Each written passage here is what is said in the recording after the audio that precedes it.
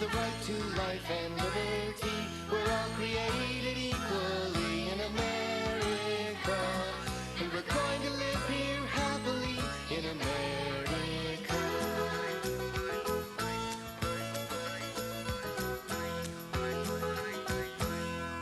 Our founding fathers crossed the seas and built the new world colonies. King George wouldn't set them free, so they fought a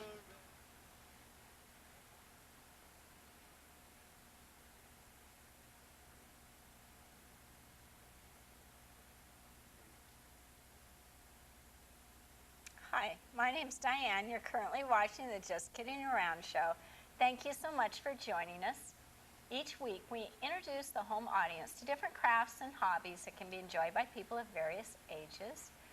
We like to encourage families in our community to spend a lot of quality time together. And each week, we give quality ideas that can be enjoyed by people of various ages.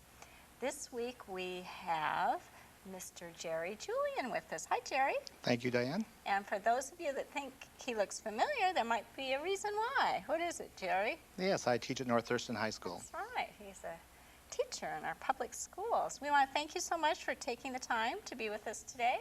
Well, thank you. This is a subject that I really enjoy. Okay, and as the credits showed, we are doing a show on model boats. We've been on the air 9 years, and we have never done a show on this topic, so I'm very excited about it. Oh, thank you. And there's a lot I can learn about it because I don't know that much. Before we start, I like to look in the camera and say hi to somebody. So do you mind if I stop and say hi to Mr. Feeney? Hi, Mr. Feeney. And is there somebody you want to say hi to? Well, I'll say hi to my wife, Beth, and to the students at North Thurston High School. Great. Okay. Well, heck, I'll say hi to the kids at Pleasant Glade. Hi, Pleasant Glade. Yeah, I've never done that. Good idea. So our show has a little different look this week. We have a different backdrop, and we have a whole new crew. So pretty much, except for Bruce Ryan. Hi, Bruce. And anyway, I hear you've got a tape that you brought that's in the control room. Is that right? Yes, I brought some tapes, and we can maybe take a look at those and discuss what they're showing and go from there. So why don't we ask our director, Alan, to put in one of those tapes. Could you do that, please? Thanks. Okay, we'd like to start out here. This happens to be a regatta that we have up in Vancouver, BC at Central Park.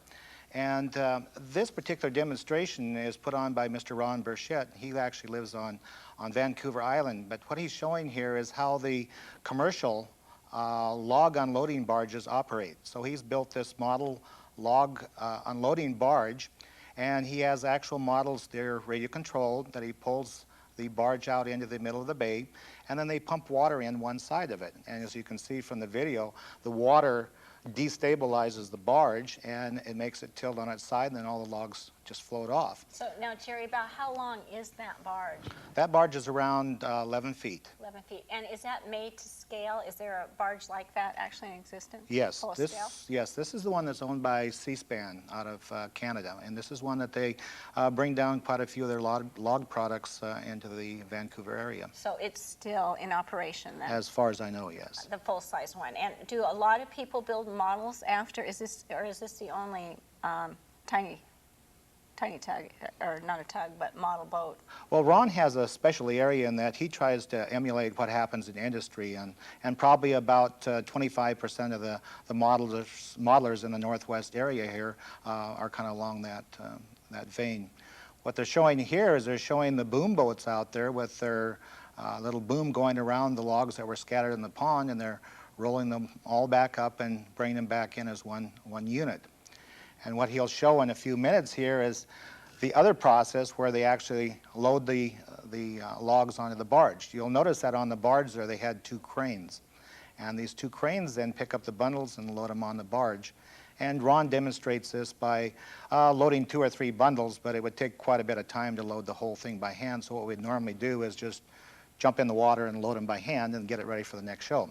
If some of you recognize this, Ron actually did this at the Expo in Canada. He had this going all during Expo and was a familiar sight in the main part of Expo up there. Well, this is impressive. Do you know how long he put that, how long it took him to put that all together? Well, actually, in the design and the manufacturing of the barge and the tugs, he worked about 3.5 years getting financing for it Oh, by look the at company. the cranes so. there, the cranes you mentioned. Wow. And so he'll go down and just pick up a couple of bundles. Now, the barge is crafted out of aluminum, and it's hollow, and he has sump pumps inside, and so he can actually pump water in and out to destabilize it. You can see the little boom boat there in the background. It's pushing the logs over so they can pick it up, and then the crane comes down and lifts the bundle up and puts it on the barge. And he controls all this from the shore then? Yes, each one of these is individually radio controlled. And normally with a show like this, he'll probably have 6 or 7 people working with him, operating different tugs and doing different things. 6 or 7 people? Huh? Yes. Wow. Now the majority of this is his own equipment and his own models. The individual models, the boom boats and some of the tugs are individually owned by other people, and they just come and help him put on the show. But it's kind of a group effort, and it's been really great working with him over the years because we've been able to go out and do quite a few commercial shows and show exactly what industry does with the full-size tugs, only we do it with a model stage. That is interesting. I had never seen logs, I hate to say lassoed like that, but the way they were gathered up, I'd never seen that That's before. it. Now, what's this we're looking at? This is another one of the little vessels. This one is owned by Leo Canstein, and he's from the Oakland Bay area. And this is unique in that what he's emulating here is just your little old kind of a characteristic tug, and he has this salvage barge. And when you get some shots that show it close up, he's replicated the scrap, and he has digital sound on it, so it sounds like the engine is missing a cylinder, and he's got a horn and all the other things that go along with it. In the background here, you can see part of our regatta setup, or the regatta setups that we have. We have model bridges and waterways and docks and things like that, and part of the competition then requires that we take the models with the barge through these various parts of the course, and then we're judged on how well we do it and whether we run into things and how we handle traffic and that sort of thing. And in most of the venues, we have professional people that come in and do the judging. Oh, is that right? So here you can see I'm just kind of edging through that little drawbridge there. And about how many of these regattas, you called them, We are have held? we have about 12 or 13 of them a year. Is that in Washington State or in our region? Or? That's in Washington State, Oregon, California, and Vancouver. Okay. And do most of the same people always compete against each other? Probably 50% of them travel the circuit, or at least 60% of the circuit. So you probably are quite familiar with a lot of these boats. You see them Yes. over and over again. Yes. Oh, this is really But something. if you look real closely there, you can see seagulls sitting on top of the scrap. And And so what- this is also built to scale? Yes, And, yes. and what's the name of the, Well, he has a special name for it. I don't know what he calls that particular boat. Now, this shows more of a European-type fishing boat, but you can notice the amount of scale that they put in these models. This one happens to have figures, and you have all the deck gear, and there's the dog and little everything? dog, Yeah. and all the people working on there. You have the weathering. Wow. Are any of And, these ever put in movies? Some of them are used in movies, Really? yes. They use them on sets. And And now that one has wood on it. Is that teak on there? yes, the wood decking is probably teak, So and that's then the all same with the hand- house. They try to hand-done. emulate. Here's a couple other little tugs. Now they bring these down to Lake Fair, don't they, sometimes? Yes, and unfortunately, the last couple of years, we haven't been able to run on the lake, but we hope to get back there because we need the larger body of area to run the models effectively. Where you even have the tires on the side for bumpers and don't miss a thing. What's this one, Jerry? This is one, again, owned by Leo Canstein in California, and if you look real carefully at this, he is really an expert in weathering and details. And if you look real closely, you'll see that a lot of the fittings on there have actual damage to them, just like the real vessel would have. So it's intentional then. And these are the type of models that you might find in a movie or something like that. Now, Leo is an electronics whiz, too. He has digital sound systems where he goes out and records the actual sound and then incorporates it into his model. Wow. I love this video work. Did you do this yourself? Yes, so Oh. it's Great close-ups. You really need to get close to appreciate all the details. Yes, and that's one of the things I found with, you know, if you're going to purchase a camcorder and you're interested in the model type things, is get one that has a macro or a close-up focusing. This just shows him putting it in the water and he's getting ready to go out in the course. But you can see all the detail work. If you look at the little overhanging awning around the house, you'll notice that there's a couple dents. And sometimes when they're coming up beside a vessel or a pier or something like that at low tide, they might inadvertently hit it and put a dent in it. And of course, his models show that. So you guys intentionally dent your models, huh? Some of them do. I'm of the other persuasion. You know, we have two groups here. We have the one group that goes in and they try for the real authentic look, and they include the rust and the dents and everything else. And then some of us model just as they come off of the building ways. And I still haven't come to the point where I start, you know, dinging up my models and putting rust and things That on would them. be hard to do. Yeah. This is another one of Leo's little radio-controlled vessels, as he calls it. This is a little radio-controlled fellow, and he has a digital sound system. And you'll notice in the very end there, on the end of the raft, there's an alligator. And as he moves this out, this alligator keeps following the raft all around.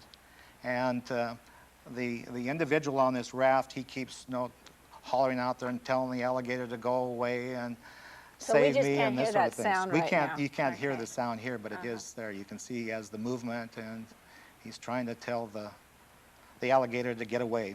But this is radio controlled also. It's just another little facet of radio controlled models. Now, would this have been a kit, or did he just think the whole idea up himself? Probably about 50% of the models you see on the tape are made from what we call scratch build. And they are made from industry plans, and then they're just built up from the plans, and there's no kits of them. And this is a riverboat, isn't it? This is a Canadian stern wheeler that happened to lose its power, and so they have a diesel tug coming along to give an assist. Now, that's just for show, isn't it? Didn't really Just for lose its show. power. Normally it does go under its own power, and that one is about, I think it's about 10 and a half or 11 feet long. Beautiful model. Boy, that's good size then. Yes. So it's getting a little diesel assist. Oh, now this is actually a model too? This is another model. Boy, that looks real. You can and, see how they'd use something like that in a movie, you know that? Yes. Why pay extras when you have something like that? Especially for visual effects type things. Look You'll at notice that. that as the thing turns also, one of the oars will just stop and then the other one pulls and then it makes a turn. This is a little different one. This is Ron again. This is a presentation that he did 2 years ago or 3 years ago at BC Place in Canada. And it was an international ship assist program where people all over the world came for this large workshop. And Ron has this 25 by 50 foot pool that he can set up. We fill it full of water, and then we run the models there. And what we're showing here, in the background you'll see that log handling tug, but in the foreground you see some barges plus a 20-foot freighter. And they actually take the models and move that freighter around. Now the freighter is sitting here without the superstructure because on the way to the show, the superstructure happened to fall off the truck and they were madly rebuilding it, but they did get it rebuilt for that. Heck, I'm night. impressed with that pool. He has a portable pool that he can just carry around? Yes, And it's 25, what'd you say the dimensions 25 by 50 feet. Wow, how do you just set, oh, I see you inflate, it's inflatable. It's got inflatable sides and a bottom in it. Wow. And in the background, you'll see a series of industrial models again that Yeah. represent the tugboats and barges. You gotta get him to bring that to Lake Fair maybe, huh? He's been down here, yes. And But he hasn't brought this? he'll come back with the models. Yeah. Now, you have to be careful when you set up the pool because we did in our math class the calculations, and just having 1.5 feet water there, it's about 56 ton. Whew. So you have to make sure you Wow. have either a Water's pier or heavy. something like that. No, that's true. That's true. So you just don't set that up on a gym floor or something like that. Now, and who built these? This is one of Brian Dean's, what they call a tractor or Z-drive type tugs. And these are the modern drive systems, and this just kind of shows the inner workings. These are all scratch built. They actually built the working units, and So the those first all ones to do work? that. They Mhm. actually turn the... Yes, they actually turn. This shows some of the radio controlled speed controls on them. They're all electronic, computerized. It has a working winch on board. That little motor setting up there actually drives the winch. So in competitions, they would actually let the rope out? You can let the rope out, take it in, and especially when you're pushing that big freighter around, you need to have the ability to let the line go and maneuver around them. During competitions, are they required to make all the moving parts work? Or? No. In some cases, they do get extra points for having working parts, like working winches, sound systems, lights, horns, and that sort of thing. This boat's large. This shows that 18-footer, and they're just maneuvering it around. That's big for a model, 18 feet? That's why he needs that big truck at the very beginning there. Yeah, that's not, because when I think of models, I think small, but 18 feet, wow. And they try to emulate the full-size vessels. This one has tanks in there, so you can actually take it down to the water line. When it gets down to the water line, it probably weighs right around 1,000 pounds. So when they're trying to push against that with the models, they can actually simulate what's going to happen with the full-size vessel. Wow, that's a heavy boat. And this shows one of the tractor tugs here again. Those are two of them that they have designed and built in the last 2 years. And so did he build that with the idea that it would be working with this ship? Yes, So yes, just to show how they actually work. Here you Okay. can see an overhead shot looking down on the pool, and you can see the tugs actually maneuvering this. Yeah. They're just in a practice mode here. That night we probably had 1,000 people there for a dinner, and then, quote, the entertainment was the model boaters. And for us it was very, very interesting because we happened to get a chance then to go in and work with all the, and talk to the people that actually own companies and work the full-size vessels. Oh, I bet they enjoy seeing Yes. their boats in miniature, huh? What's this? Yeah. That doesn't look like a baseball game, for example. Well, thank you for sharing that. You're quite the videographer. Well, we try. Yeah, you did a great job. That was very enjoyable. Now, do you want to tell us a little something about what's in front of us right now?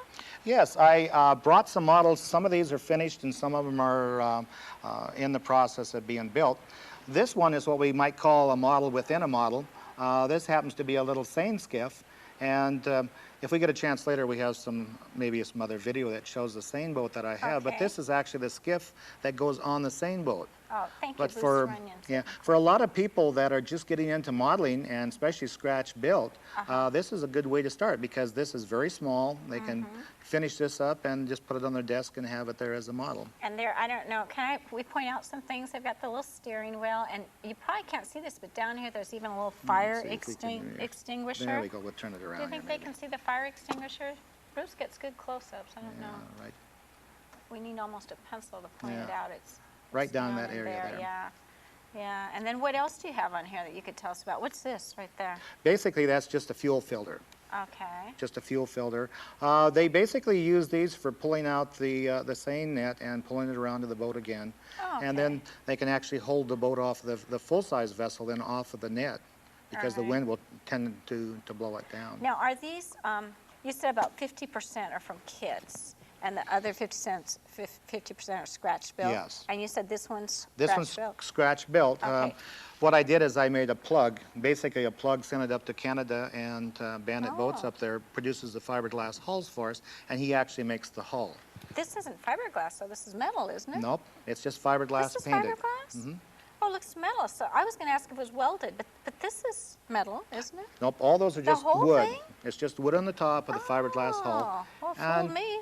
a lot of the things you'll see along the outside here, the little bumpers around the extra edge there are just things you pick up at Michael's or Oh, is that right? Ben Or- Franklin's or Yeah, we someplace can't like that. advertise, so Oh, at excuse any me? craft store would have that. Any craft store and would these, have them, these are yes. the bumpers that you didn't put tires on it. Why didn't you put tires No, on it? the seine skiffs have a little different system. Once in a while they'll have maybe a couple tires up the front, but for the most part they just have these little bumpers here to keep So them in off real the life, side. those would be styrofoam or rubber or something?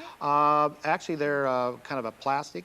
They're inflated plastic, Oh, and okay. just like your yachts have out there. Yeah, I think it's interesting. Thanks for that close-up. It's okay, I'm not going to move it out. I wanted to just turn it this way and show something. I don't remember seeing them mounted like this normally, with names on them. Is that usual?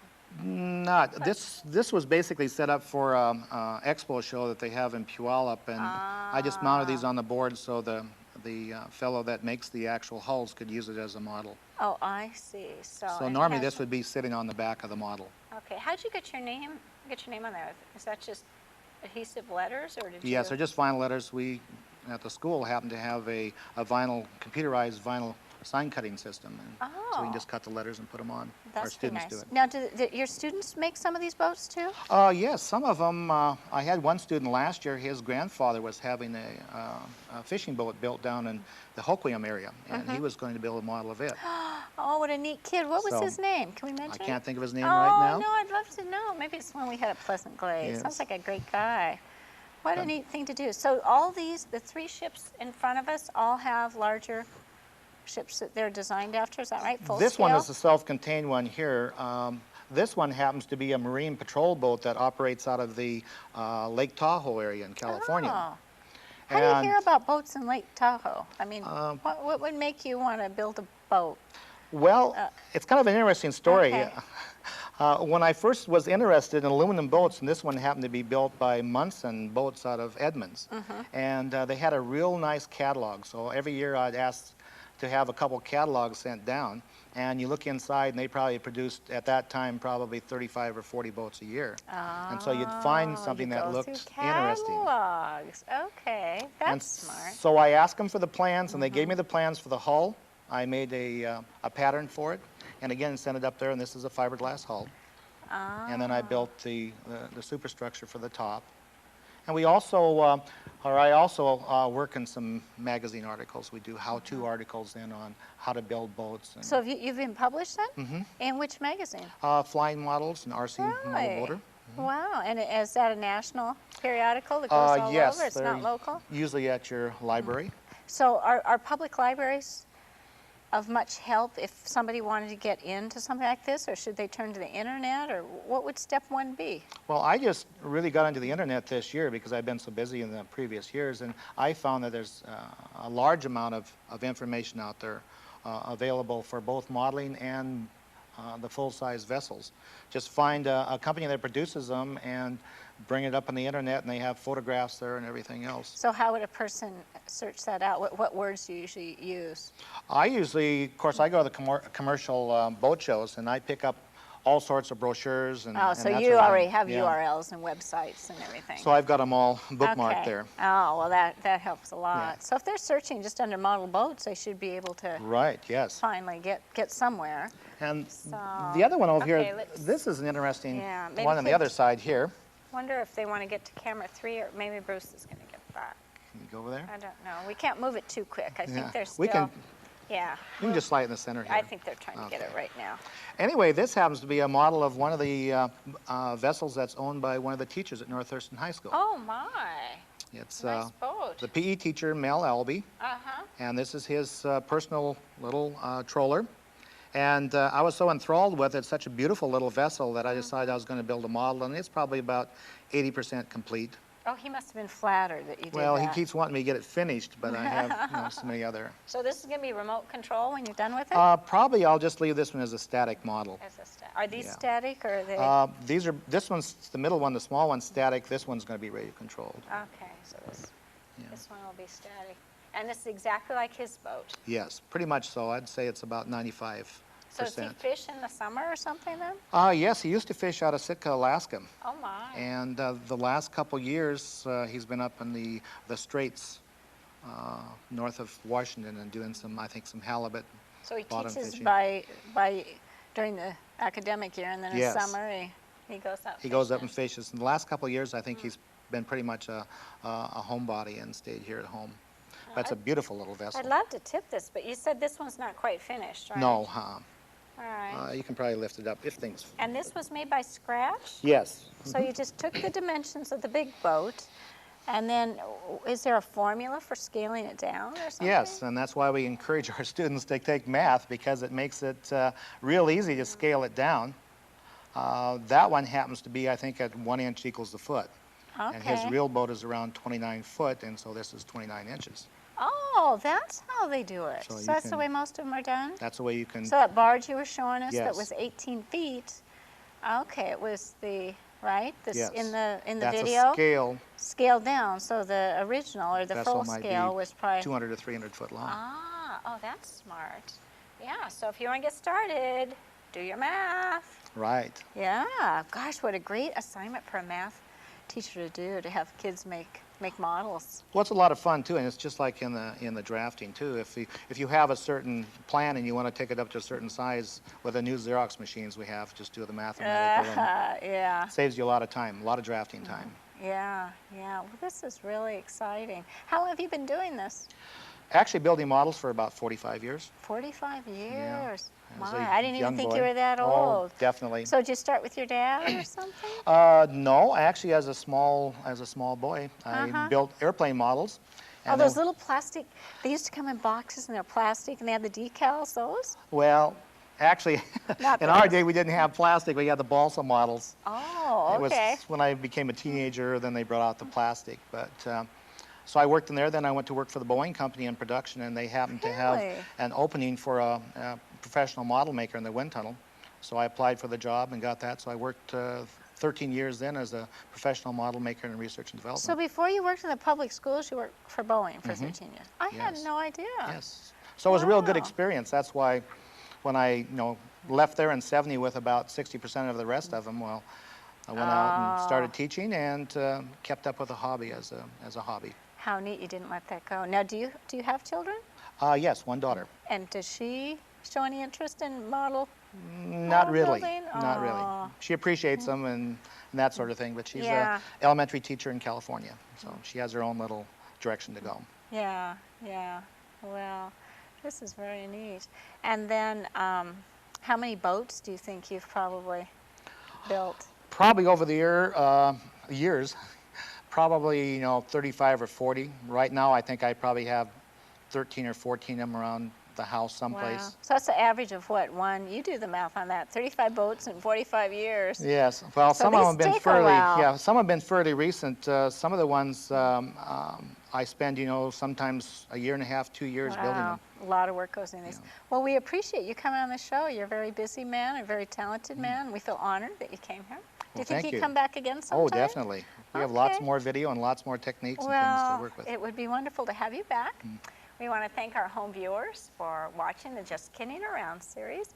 We also want to thank Alan for directing the show. This is the first time Alan's ever directed. And that was really neat that he came forward to do that. And thank you to Doug and Bruce Runyon. Bye. And bye, Mr. Feeney. We've the right to life and liberty. We're all created equally in America. And we're going to live here happily in America.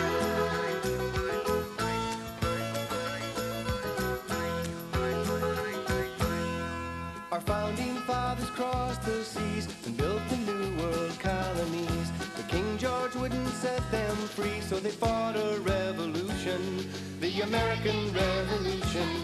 Oh, we the people here decree, we've the right to life and liberty. We're all created equally in America, and we're going to live here happily in America.